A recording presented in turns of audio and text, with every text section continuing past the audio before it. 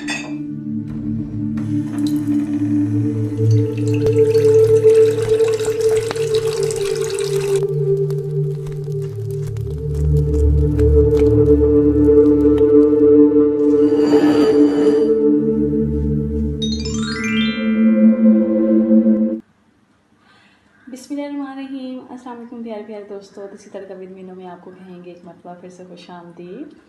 आज मैं आपके लिए लाई हूँ एक बहुत ही मज़ेदार सी लस्सी जो झटपट से तैयार हो जाती है, लेकिन इसके बेशुमार जो हैं वो फ़ायदे हैं। जैसे कि मैदे में आपके जलन है, जिस्म में गर्मी हो गई है, तो आप उसको ख़त्म करने के लिए क्या कर सकते हैं।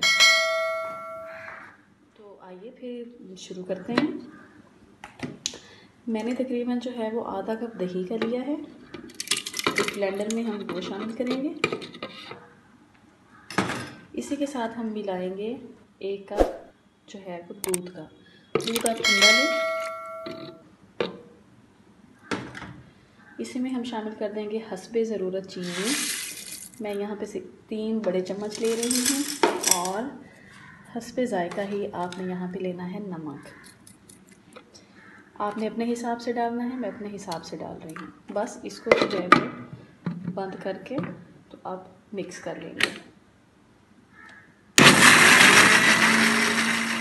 मैंने मिक्सी में जो है उसको मिक्स करने के बाद ज़्यादा कुछ नहीं किया था, बस इसमें सिंपल बर्फ़ और पानी डाली थी, जितनी जो है वो मुझे ज़रूरत थी।